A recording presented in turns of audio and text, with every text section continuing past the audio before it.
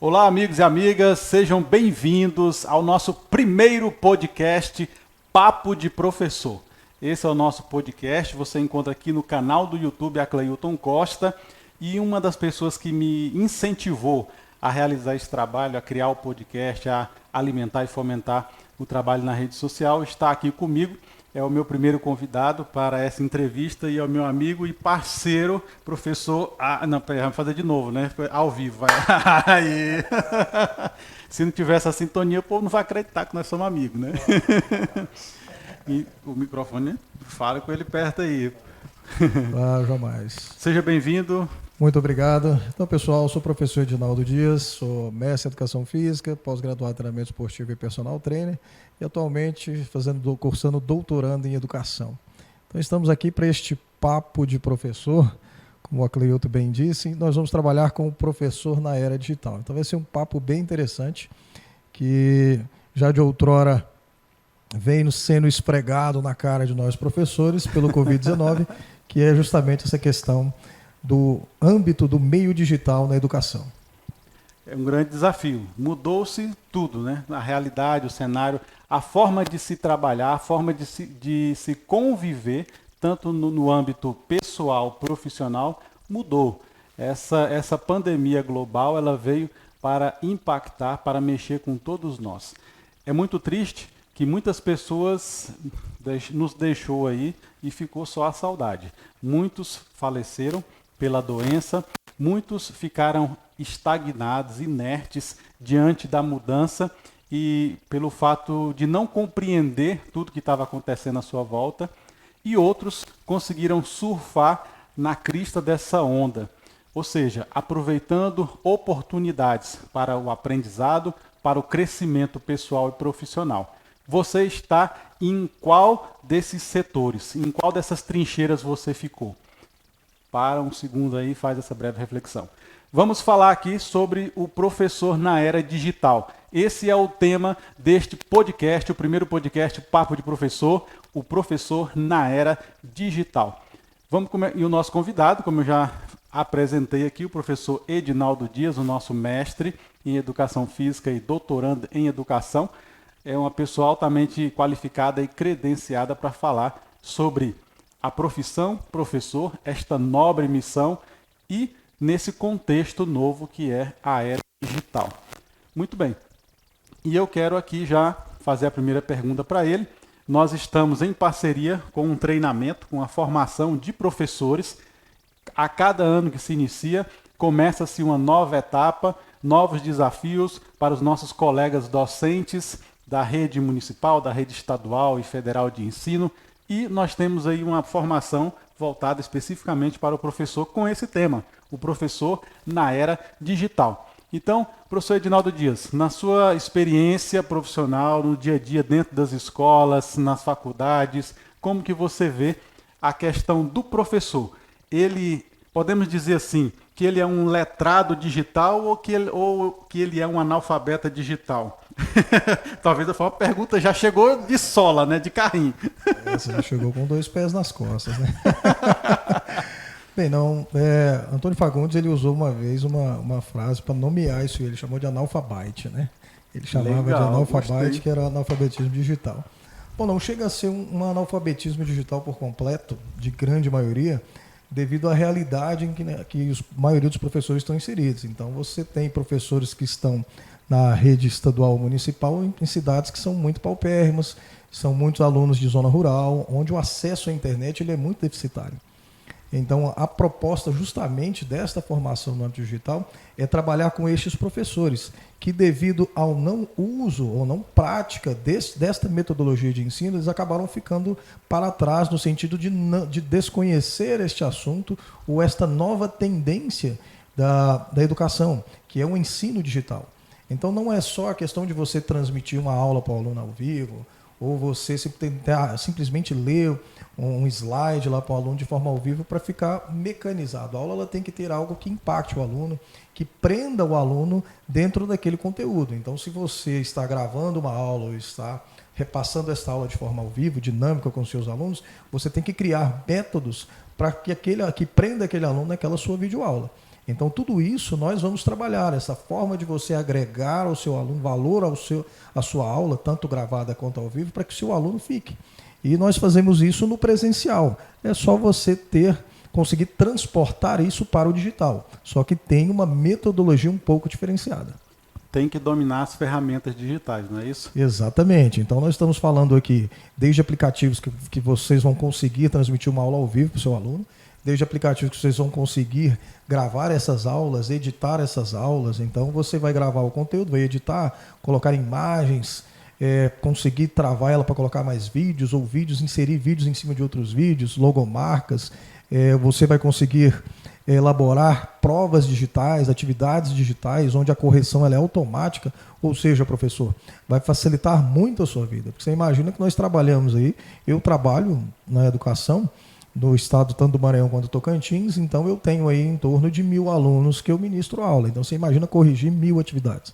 Então quando você tem ferramentas que te auxiliam para isso, você consegue tanto desempenhar melhor o seu papel, porque a nossa função qual é? Ministrar uma aula em que seu aluno aprenda e não que ele decore.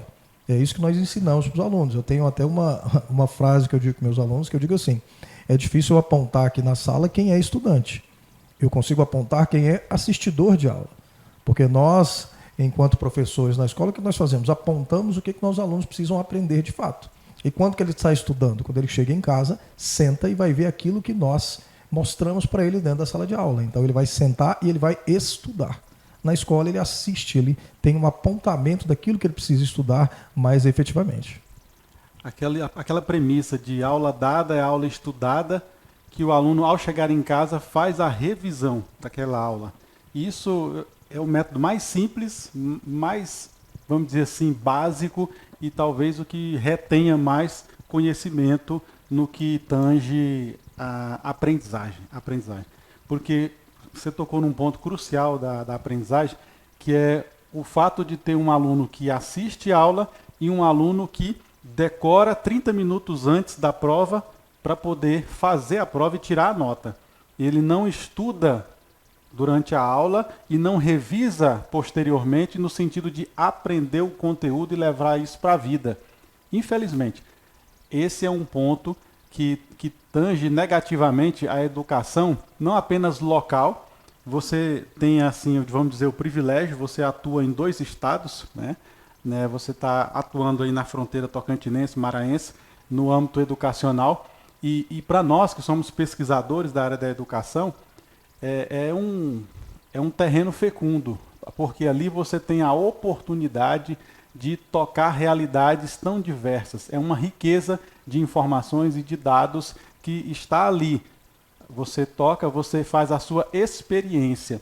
E para nós que estamos em constante pesquisa, em constante produção de conhecimento, isso é muito positivo. E a gente vai tocando essas fragilidades humanas e educacionais.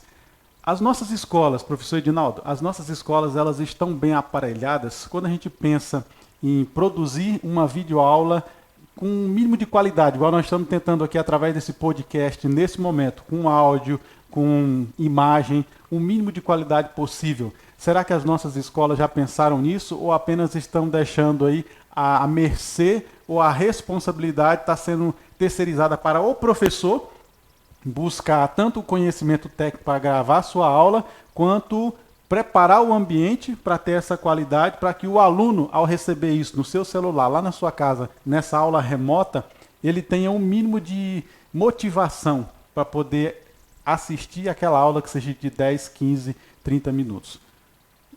Esse é um aspecto bem complicado, porque o que acontece? A escola ela não tem um computador, e aí eu falo de experiência própria, ela não tem um computador que suporte a edição de vídeos. Então, por aí você já começa a ter uma barreira. Outra coisa é que a internet nas escolas não tendem a ser uma internet de qualidade. Então, ela tem uma velocidade lenta, então você não consegue fazer um download, um upload de vídeo da maneira mais adequada ou numa velocidade que você consiga fazer essa distribuição. Se me permite, com essa pandemia e a necessidade de produzir aula, videoaula, os professores passaram a dominar o conceito de upload, né? Até então a gente falava de download, e ninguém sabia que tinha que enviar dados, era o upload. Né? Hoje em dia nós estamos mais no upload do que no download. Verdade. E é outra coisa que acontece. Por exemplo, o investimento na pandemia não foi do Estado, foi do professor. Eu mesmo, para montar o meu setup para que eu pudesse gravar aulas e editar, eu investi mais de R$ 5.000. Então, não foi o governo que me patrocinou isso, eu tirei do meu bolso. Correto. Mas porque eu poderia muito bem simplesmente gravar com o celular e fazer uma edição ali, mais ou menos, mas eu pensei justamente no ponto de chegada, que são os alunos.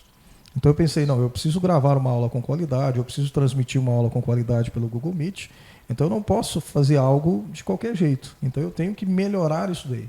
Até porque no início eu não estava fazendo aulas ao vivo, eu estava gravando. Então eu precisava de um computador melhor para gravar que suportasse. Depois eu passei a utilizar as aulas ao vivo, via Google Meet. Então você também precisa de um equipamento melhor. É tanto que a webcam do notebook que eu adquiri não é tão boa, então eu utilizo a webcam do celular. Então você consegue fazer como você ponte. faz essa sincronização da câmera do celular com o computador para gravar? Fala um pouquinho disso aí. Então, eu acredito que tem muita gente que tem curiosidade nesse ponto aí. Ótimo, você vai aprender muito mais na nossa formação para professores, mas eu vou dar uma pincelada aqui. É isso aí. Há um aplicativo que você instala tanto no computador quanto no celular e ele vai fazer essa sincronização da imagem da câmera frontal ou traseira do seu celular com o computador. Então você consegue ter uma qualidade bem superior à da webcam, da maioria dos notebooks e computadores. Ela é bem paupérrima, é bem fraca, você consegue ter uma qualidade bem melhor. E isso nós vamos trabalhar com vocês no curso na íntegra, que vocês aprendam a fazer essa ponte. Desde você ter uma transmissão bem mais apurada da webcam, da câmera do celular para o computador, quanto a edição, gravação e transmissão de vários outros aplicativos voltados para esta era digital. Nós já estamos na década do ensino digital, que já vinha de outrora, muito tempo antes, já latente dentro da educação. Só que agora, não da educação básica, que é no caso que nós estamos mais aprofundando aqui. Nós já vimos aí do ensino superior, que já vinha nessa vibe, nessa onda do ensino EAD, só que agora a educação básica ela também vai ter que surfar nessa onda, ela vai ter que entrar na crista dessa onda. Parece que todas as instituições de ensino, em todas as esferas aí, iniciais, fundamental, o médio e o superior, agora está tendo que se adequar ao ensino híbrido, né? Ao ensino híbrido. Então, quando se fala hoje de EAD, educação à distância, se fala desse ensino híbrido que tem o presencial, mas que tem ali o suporte, o aporte do digital para melhorar, pelo menos, a entrega do conteúdo e assim facilitar a aprendizagem do aluno. Então, assim, muitos são os desafios, já que as nossas escolas, professor Edinaldo, elas deixam a desejar. E eu estou tocando num ponto aqui que eu sei que eu vou ser cobrado. Agora que eu estou assumindo a pasta secretário de Educação do município de Ananás, eu tenho certeza que algum colega vai estar vendo e vai falar, ó, secretário, agora você precisa dar suporte nas escolas para a produção do material digital. Já vou representá-los aqui, melhor isso aí. Né? É isso aí. E com certeza, sendo um apaixonado pelo digital e pelo que a tecnologia pode nos proporcionar profissionalmente e os benefícios que ela pode trazer para o aluno, para o profissional da educação, nós vamos priorizar isso aí e dar uma atenção especial. Mesmo tendo são muitas as variáveis que envolvem uma gestão de políticas públicas séria, mas nós estaremos aí de prontidão e atentos para fazer o melhor nesta área. Isso, eu até ouso colocar que além de um apaixonado pelo digital, você é um apaixonado pela educação. Então você é um professor de carreira, você veio da educação e você está na educação. Isso. E nada mais justo e nada mais correto do que alguém da educação para gerir a pasta da educação. Que é uma pasta que vem por muito tempo sendo negligenciada, onde você coloca pessoas de várias outras formações para gerir uma pasta que é uma pasta complexa, ela não é uma pasta simples. Tá? Nós estamos lidando com vários seres humanos. E aí quando nós falamos isso, não está em voga apenas os alunos. Nós temos os pais dos alunos, os familiares, a comunidade em geral, que todas essas são impactadas por uma educação de qualidade. Então, se você tem uma educação de qualidade, você, enquanto gestor, consegue gerir uma educação de forma que possa impactar positivamente a comunidade, maravilha. O retorno, o feedback da comunidade, o feedback desses alunos para a vida deles será muito grande. Então, para mim, é um privilégio, né, para Ananás ter um professor gerindo a pasta da educação. E um professor com o seu gabarito. Né? Um cara que sempre buscou estudar, é um cara que está sempre se atualizando e buscando, tanto na área da gestão quanto na área do ensino. Bacana. O professor Edinaldo me deixou agora inibido, agradecido, gratidão por essa palavra honrosa direcionada à minha pessoa. E isso me instiga e me motiva a fazer um trabalho ainda melhor, né? A me esmerar ainda mais para que no exercício da minha função possa fazer sempre o melhor. Continuando aqui, você está no nosso podcast Papo de Professor aqui no canal do YouTube Acleilton Costa, e esse é o nosso primeiro podcast. E o tema deste programa de hoje é o professor na era digital. E o nosso convidado aqui é o professor Edinaldo Dias. Eu espero que você esteja aí gostando desse bate-bola aqui, dessa troca de informações e de conhecimento. Vamos falar sobre localidade, sobre espaço geográfico, vamos dizer assim. Nós temos uma formação que ela é híbrida, ela é presencial e ela é remota, ela é digital, EAD, existe uma complementação. Então, assim, nós estamos aqui na fronteira do Tocantins, Maranhão e Pará. Então, para a gente atender essa região, nós temos condições, nós temos uma equipe, nós temos um corpo docente de parceiros nossos, né, que da pós-graduação e que segue a gente. Então, fale um pouco para quem está nos ouvindo. De repente tem um gestor, um prefeito, um secretário de educação, um diretor de escola que está nos ouvindo agora e quer levar essa formação para a sua escola ou para a rede municipal de educação, quer levar a formação do professor na era digital. Então, fala um pouquinho para a gente quais as cidades aqui da região que a gente pode ter um deslocamento mais rápido e, é claro, se vier alguém de outro estado, a gente está aí para atender um desafio novo, né? Com certeza. Então, qual que é o objetivo do projeto? Esse projeto ele tem o objetivo de atingir o máximo de alunos possível. Então, para um gestor, isso é excelente, porque ele trabalha para quê? Para que o máximo de alunos sejam atendidos e aprendam de fato, efetivamente. Então, qual que é o propósito, o pilar do nosso curso? É justamente fazer com que você, gestor, consiga ter uma efetividade maior no trabalho educacional da sua pasta. Então, você consiga atingir o maior número de alunos da forma digital, deste ensino digital, mas não de um ensino digital que complique a vida do aluno. Porque nós não podemos ofertar um modelo muito pomposo para os alunos, que demande de muita internet, de muitos recursos, onde ele não vai conseguir assistir a aula. Então nós precisamos de ferramentas que façam com que tanto o serviço público não tenha custos, porque nós temos aí vários aplicativos gratuitos que podem efetivamente ajudar nessa questão, quanto que os alunos consigam ter acesso a esta ferramenta. Então eu não posso querer sempre fazer uma aula ao vivo, ou quando for gravar uma aula pesada demais, que o aluno não consiga fazer o download para o seu celular, não consiga assistir essa aula. Então, é uma ferramenta, é um curso que vai ajudar a sua equipe profissional, que são professores, são profissionais da educação, a terem mais ferramentas para trabalhar com esses alunos. E junto com este pacote da era digital, nós vamos trabalhar essa questão do alcance dos alunos. Como que o professor vai alcançar esses alunos? Como que o professor vai prender a atenção desses alunos? Porque não é algo fácil.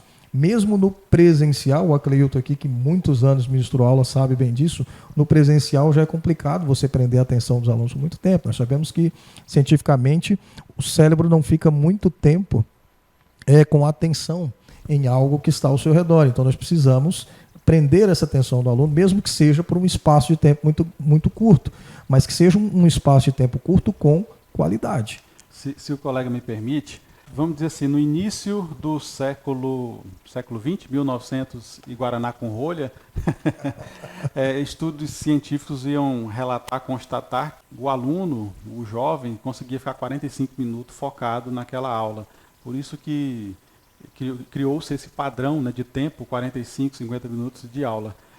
Com o advento da revolução digital, a internet, isso há 10 anos atrás, estou falando de dados obsoletos. A criança, o adolescente, o jovem, até mesmo nós, adultos, o tempo de foco passou para 3 minutos, 5 minutos. Então houve uma mutação muito grande, né, e degradante. Então veja o desafio que você, profissional de educação, tem. Você que é pai, que tem que educar, que o ato de educar é familiar, o ato de ensinar, ele é formal, ele é institucional. Então nós temos um grande desafio. Como que nós vamos transmitir esse conhecimento, transmitir esse valor através do ato de educar, sendo que aquele que nos ouve, o nosso interlocutor, ele não tem o foco e a atenção nem para mim, nem para o que eu estou explicando e falando. É um desafio. E veja, olha a pegada dessa formação, o professor na era digital. O professor Edinaldo acabou de explicar muito bem. Pessoas que são da área, que atuam na área da educação, conhecem a dificuldade tanto do aluno quanto do professor no que tange ao acesso a uma internet de boa qualidade. Os nossos alunos que estão na zona rural, não é isso? Onde você tem os dados móveis. Uma coisa é o Wi-Fi que nós estamos usando agora para ter acesso à internet. Outra coisa são os dados móveis daquele plano que às vezes a pessoa paga com muita dificuldade para ter um pouquinho de internet no celular, onde você tem acesso às redes básicas, o WhatsApp e outras coisas. Então veja, nós pensamos em uma formação dentro desse contexto de dificuldade que é o seu cotidiano, que é o nosso cotidiano. Por isso que ele bem ressaltou os aplicativos e as ferramentas gratuitas. E aí eu cito o Shotcut, não é isso? O programa de edição de vídeo que o professor Edinaldo trabalha. Um programa que eu trabalho muito, que recomendo, que é o Canva, para edição de vídeo, de imagem, especificamente para edição de imagem, mas também consegue fazer uns vídeos bem legais na edição do Canva. Tudo isso é ferramenta gratuita que a internet oportuniza a você. O Canva que eu citei, ele é gratuito, mas também tem uma versão paga onde você vai ter acesso a outras ferramentas. Mas só o gratuito já atende à necessidade do professor na produção de aulas para o aluno aí, a videoaula, para poder estar compartilhando com o seu aluno. Exatamente. Então, o intuito desse curso é justamente isso, facilitar a vida tanto do professor quanto do aluno.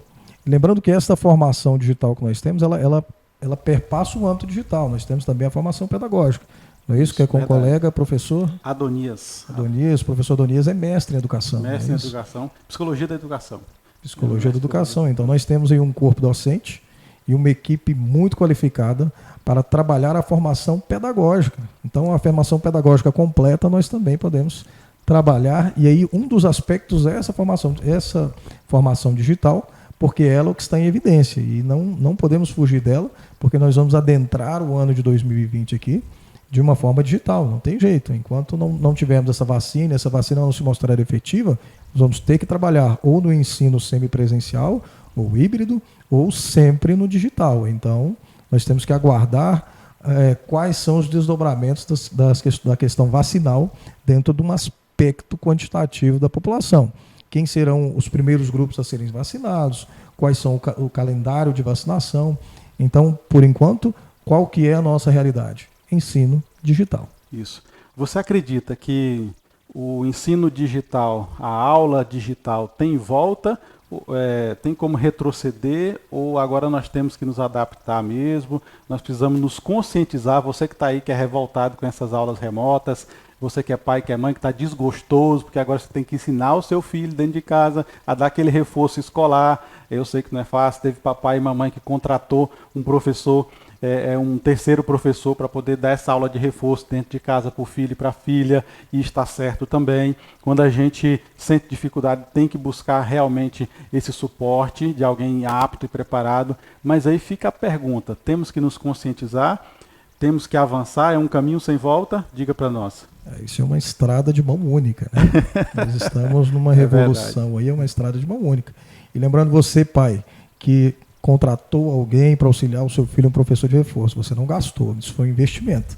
Você está investindo no futuro do seu filho. Então, repete isso, pelo amor de Deus, repete, que o nosso povo não acredita muito nisso, vai lá. Então, a gente tem que saber separar uma coisa, uma deficiência da nossa educação, é que nós não temos educação financeira dentro das escolas. Né? Isso é uma deficiência que nos leva até o ensino superior também, a gente apanha muito nisso. Mas tem que saber separar o que é gasto e o que é investimento. Essa questão de você colocar alguém para dar aulas particulares para o seu filho é o melhor investimento que você está fazendo. Você está investindo no seu filho e esse retorno ele vem tanto de uma pessoa bem educada no que tange a questão de conteúdos, tá? Quanto numa pessoa bem instruída e aquela pessoa que tende a ter sucesso na sua vida profissional. Então você não gastou, você investiu e bem investido. Show de bola. Muito bom, muito bom. Parabéns pelas palavras. E você, papai e mamãe, que tinha aí uma visão distorcida da educação, saiba que você está investindo no futuro do seu filho e da sua filha. Falando um pouquinho mais sobre a equipe formadora, os profissionais que atuam na formação e os colegas que nós temos o leque de contatos e de parceiros. Então nós temos o professor Cleilton, que vos fala, né, na área da filosofia, o professor Edinaldo, mestre na área da educação física. Nós temos o professor Adonias, pedagogo, mestre em psicologia da educação. Então são os 3 profissionais que estão aí pensando e elaborando e formando os conteúdos para levar o diálogo e a formação aos colegas. Mas existem outros parceiros, professores, mestres, doutores, especialistas que nos acompanham sempre que são acionados, que são convidados a atuarem. Mas então veja, como ele bem falou, há o aspecto pedagógico, sim. Temos ali profissionais e pessoas da área pedagógica para pensar, ainda mais agora que nós estamos aí no primeiro ano de experiência, e ó, que ano foi 2020, da implantação da BNCC, nas séries iniciais. A rede municipal de educação de todo o Brasil teve que dar o pontapé inicial e começar a execução do ensino a partir desse novo padrão, né, que é a BNCC, e o ensino médio também já vai entrar agora esse ano já atuando na questão da BNCC.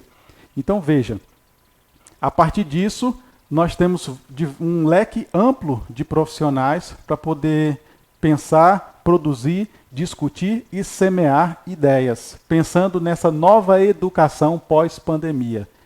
Como eu estou na área mais humana, filosófica, e uma das minhas grandes paixões é a inteligência emocional, sim, nós temos um módulo especial para falar sobre as competências socioemocionais. As competências socioemocionais, a inteligência emocional vivida na prática, aplicada no nosso cotidiano, nas nossas relações, especificamente em sala de aula, que é um terreno fecundo e efervescente, onde nós temos conflitos, onde nós temos divergências.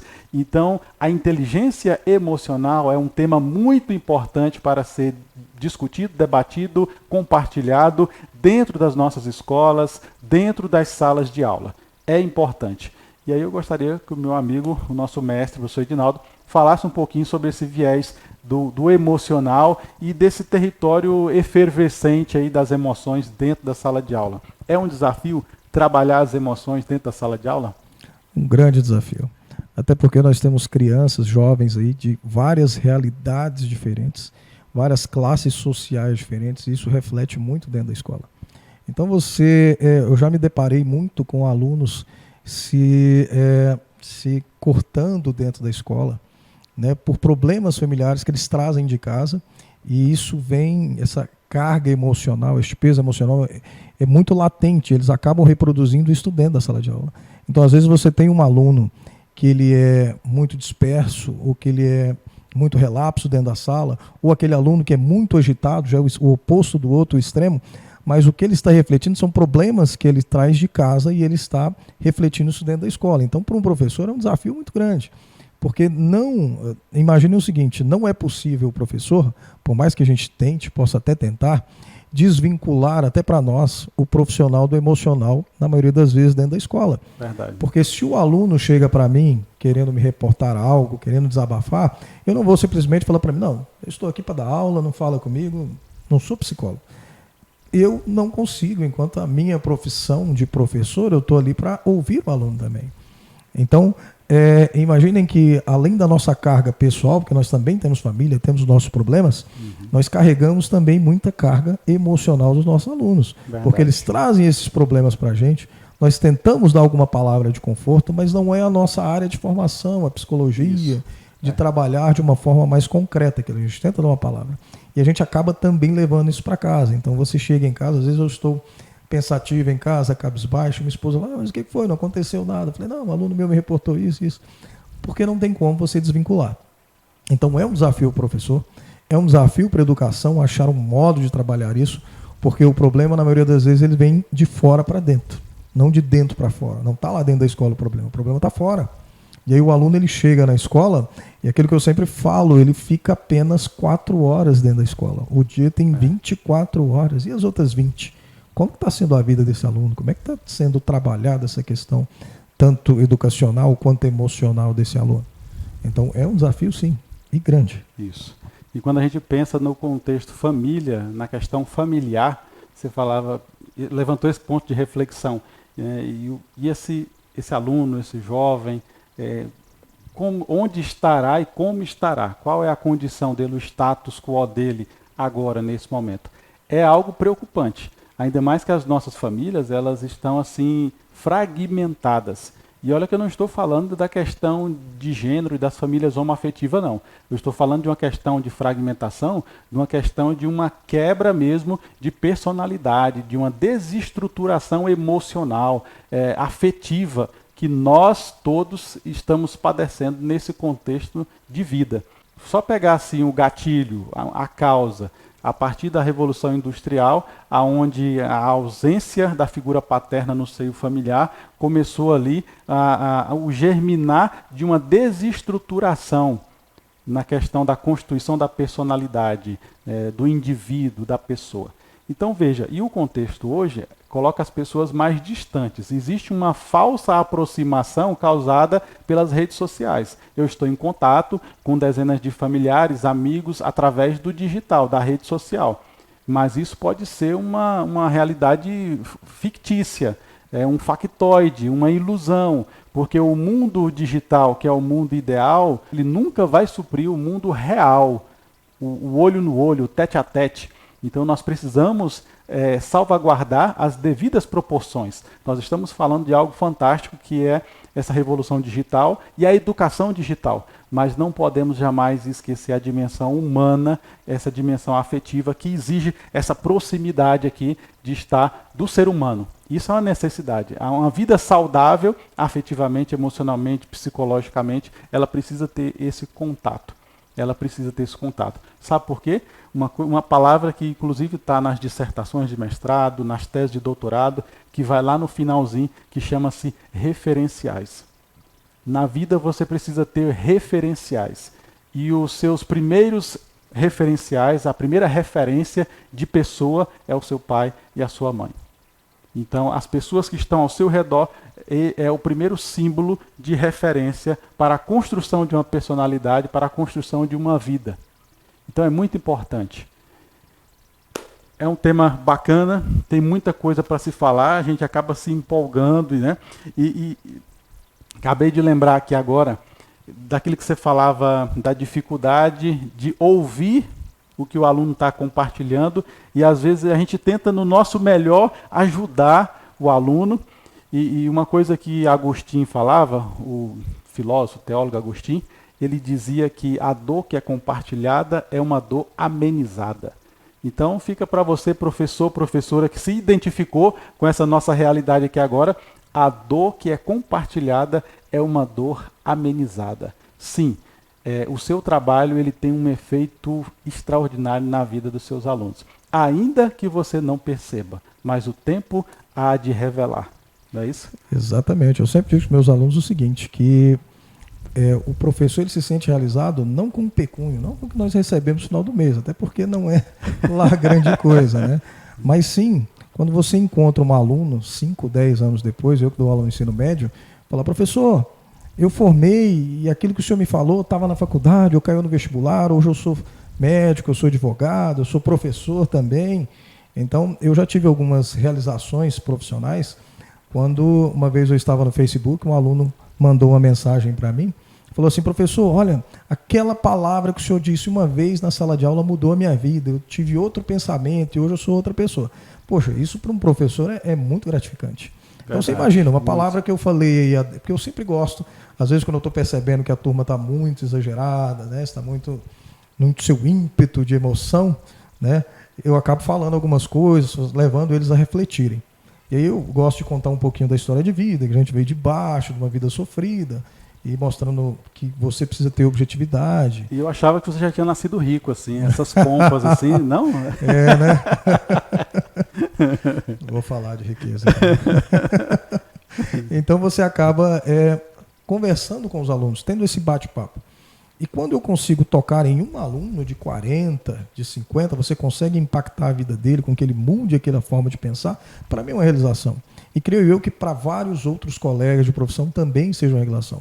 Eu não vou ser hipócrita aqui e dizer para vocês, não, a gente trabalha por amor, sem fins lucrativos. Não, isso não existe. Né? A gente não trabalha por filantropia, mas uma das nossas realizações é o nosso aluno vencer na vida. E aí eu sempre digo para eles, olha, a minha mãe só me ensinou que eu deveria estudar para mudar de vida. Como eu só sabia estudar, eu não ia roubar. Ninguém me ensinou isso. E é aquela referência que você cita.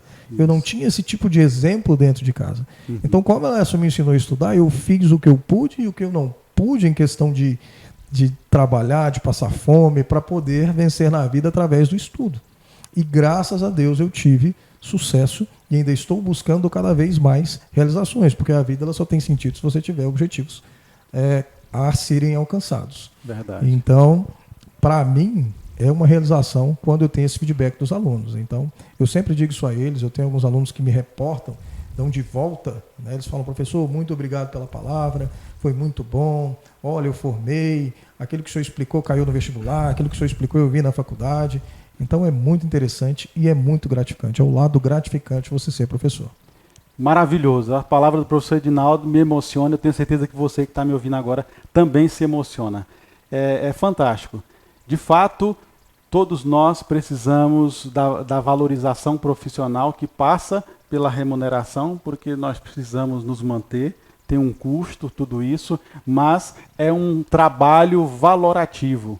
É um trabalho que tem valores muito bem estabelecidos, valores humanitários, de ser altruísta, de ajudar o próximo, de se colocar na condição do outro, na posição do outro, a empatia para poder fazer o melhor no sentido de auxiliar o próximo no seu processo de descoberta e no seu processo de crescimento cognitivo, afetivo, humano. Essa é a nobre missão do ser professor.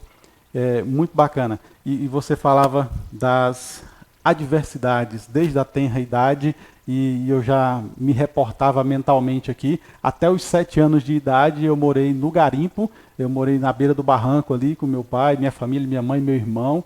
Eu tenho até uma foto, não sei se vai aparecer na edição aí, em cima de uma motinha CG, uma Hondazinha daquela 125 antiga, rapaz, na década de 90 para lá, e embaixo do barraco de palha, no garimpo.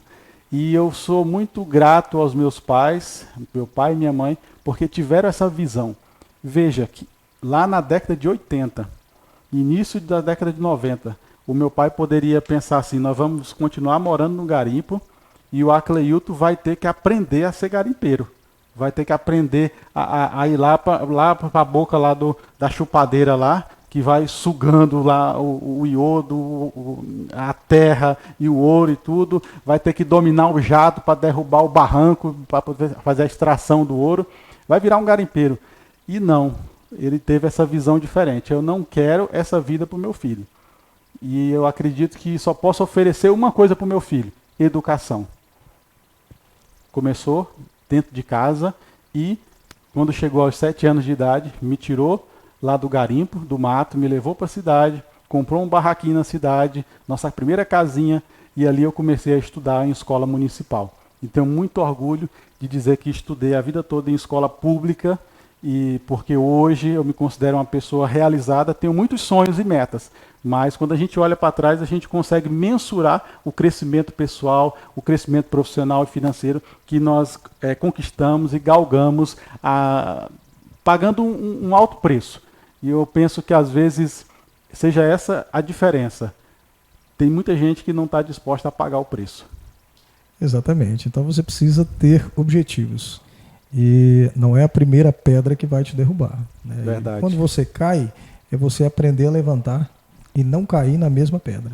Então você tem que aprender com isso. Então, nós que viemos aí de uma realidade muito sofrida, né, porque basicamente a minha história ela se congrua muito com a sua, a gente anda muito andamos mais ou menos na mesma história de vida, foi muito sofrimento, mas é aquilo que eu falei. O Brasil, nós ainda temos essa vantagem em relação aos outros países.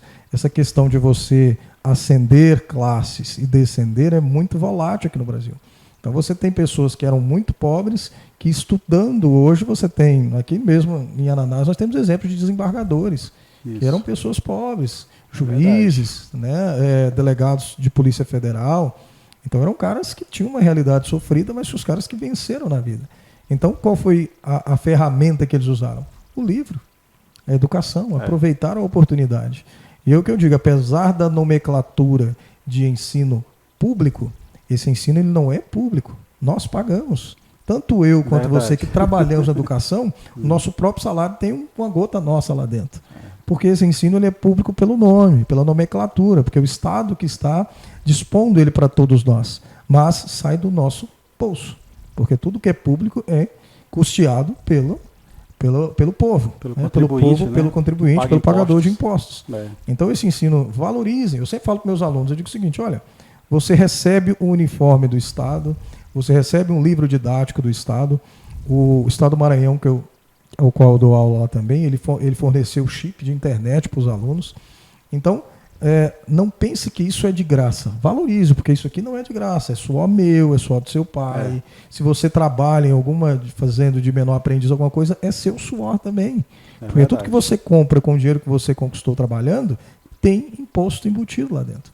Então, a gente tem que tirar esse pensamento, principalmente dos nossos filhos, de que o Estado nos dá alguma coisa. O Estado não nos dá nada, né? Ele está devolvendo algo que nós damos em dinheiro para ele devolve em prestação de serviço. Verdade. Então é algo que nós não fomos educados para entender. Eu chego aos meus alunos e falo, não, mas isso aqui é do governo. Eu digo, não, é meu, é seu, é do cara que está lá na casa dele assistindo televisão, mas é dele também. Como é que você vai quebrar a coisa que não é só sua? Nós temos ali uma carteira compartilhada, que é de todos. Patrimônio coletivo. É um patrimônio coletivo. Então a gente tem que mudar essa mentalidade. Então nós, enquanto professores, devemos falar isso para os alunos. Não, mas isso aqui é nosso, é de toda a comunidade. Você não pode quebrar isso aqui, você não pode rasgar o livro, porque não é do Estado, é seu também. Correto. É nosso. Falta esse sentimento de pertença. O indivíduo, o ser social, nós temos uma grande dificuldade, e o nosso aluno tem essa dificuldade de ter esse sentimento de pertença, de se sentir parte de uma estrutura maior, que é o Estado, e de que aquele ambiente, aquele patrimônio, ele é coletivo, ele te pertence. E, portanto, eu preciso zelar e conservar porque outros virão após mim. Outras gerações virão para poder desfrutar daquele mesmo espaço, para poder desfrutar daquele mesmo ensino, daquele mesmo saber que aquela instituição tem a oferecer. Porque essa é a missão das instituições. Nós precisamos continuar nessa direção de compartilhar esses valores, essa consciência de vida, uma consciência expandida. Nós precisamos enlarguecer, não sei se tem essa palavra, a consciência, né? Expandir a consciência no sentido de que nós precisamos nos sentir parte desta sociedade e dessa forma mudar nossas atitudes com relação a ela e ao futuro, às gerações futuras. É isso, professor. O papo está maravilhoso, extraordinário. Eu não poderia deixar de passar uma anedota que no meio da conversa meu amigo falou. No dia a dia a gente fica se cortando, igual faca tramontina, cortes rápidos, né? Aqui eu estava me segurando, né? Meu amigo que eu vi personal, graduado, vi se especializar, mestre, hoje a um passo de ser doutor, concluiu seu doutorado. Então eu vi que os doutores continuam dando aula. Então assim, eu estou com a consciência tranquila, hoje eu vou dormir mais tranquilo, porque os doutores também, esse é um verbo que o professor nunca vai abandonar. Eu estou dando aula, eu dou aula, né? E a gente não vai largar esse verbo, né? Para você ver que é interessante, porque se nós convidarmos aqui professores para um churrasco no final de semana, e geralmente as outras profissões você quer o quê? Descansar. Verdade. E qual que é o papo de professor num churrasco? Falar de escola, né? Sala então, de aula. Esse podcast aqui pra gente é uma maravilha. maravilha, porque é o que nós conversamos até quando nós estamos em off. Estávamos ali almoçando, qual que era o papo? Escola. Então, um podcast sobre escola para professor é maravilhoso, porque é o que nós entendam. O professor vive isso aqui 24 horas. Porque o nosso, com essa pandemia, o meu WhatsApp, meu número pessoal, ele foi expandido a um quantitativo de pessoas enormes. Aqueles então, 1000 alunos que você citou no início. Eu recebo um torpedo, um caminhão de mensagens, recebia, né? Porque agora nós estamos em recesso, recebi um caminhão de mensagens todos os dias. E aí me doía muito quando eu ouvia assim, mas o professor não está trabalhando nessa pandemia, está só ganhando. Falei, cara, mas como? Eu tenho aqui 1000 alunos para ministrar aula, os 1000 alunos entram em contato comigo, eu tenho um sistema que eu tenho que estar alimentando todos os dias com conteúdos, eu tenho que preparar a aula, porque eu preparava as aulas, às vezes eu gravava, às vezes eu transmitia ao vivo pelo Google Meet, você tem que montar slides, você tem que ir atrás das referências, porque eu não vou passar conteúdo sem referência para o meu aluno. E eu gosto sempre de trabalhar com o meu aluno questões mais voltadas para o Enem, principalmente para o 3º ano, porque já estão próximos do Enem. Então, você tem um trabalho gigantesco. Aí você imagina você receber 1000 avaliações e você ter que corrigir as 1000 avaliações. Então, como que professor não trabalhou nessa pandemia? Brincadeira, hein? Muito, tá? Trabalhou muito. E não teve salário dobrado não, né? Só o trabalho mesmo, né? E aquilo que eu falei, nós tivemos gastos, eu tive que montar um setup para mim, então... Meu salário foi comprometido em parte em determinado mês, porque eu tive que montar a minha estrutura de trabalho. Mais as horas de pesquisa, tutoriais na internet para poder dominar essas ferramentas. Igual ele acabou de citar aqui, o Google Meet, que é uma ferramenta gratuita e que está dentro da nossa formação aí, o professor do século XXI. Me ajuda que eu estou falando besteira já. Eu sou na era digital, exatamente. Na era digital que está no século XXI. Pronto, estamos lá. Está resolvido. Segunda década aqui do século XXI. Muito bem. Então é isso, pessoal. Você que está aqui, que chegou até este momento do nosso Papo de Professor, nosso primeiro podcast, não apenas do ano de 2021, mas é o primeiro mesmo que nós estamos aqui gravando especialmente para você. Acompanhe aqui, se inscreva no canal Acleilton Costa nas redes sociais. Esse programa vai estar disponibilizado também no canal do YouTube do professor Edinaldo Dias. Então vá lá, se inscreva, acompanhe, segue este homem, que ele tem muita experiência e conteúdo para compartilhar e agregar valor na sua vida. Isso, se você quiser me seguir, minhas redes sociais vão aparecer aí embaixo, tá? @EdinaldoProf, EDF, lá no Instagram. Siga lá, nós temos algumas postagens em relação a isso. Eu tenho um canal Calculando a Fisiologia lá no Instagram também, para quem é mais da área da educação física e gosta da área de fisiologia. E nós estamos sempre lá. Tá? Mandou uma mensagem, nós respondemos lá no direct, não tem problema, estamos sempre às ordens para auxiliar, porque nós somos professores e quanto mais eu transpor essa questão do conhecimento, eu estou ajudando os meus colegas a melhorarem as suas aulas e essas aulas melhores irão impactar mais alunos impactados, nós teremos melhores pessoas no futuro. Show de bola, professor Edinaldo Dias, nosso mestre em Educação Física e doutorando em Educação. Gratidão, meu amigo, por ter vindo, por estar aqui nesse primeiro podcast aí, Papo do Professor. Eu que agradeço a grande oportunidade e que nós possamos aí firmar cada vez mais essa parceria e vamos fazer um próximo podcast convidando outros professores e fazendo aquele triângulo de conversa bem interessante. Show de bola. É isso aí, pessoal. Forte abraço. Até o próximo vídeo. Eu vou ter que cortar essa parte.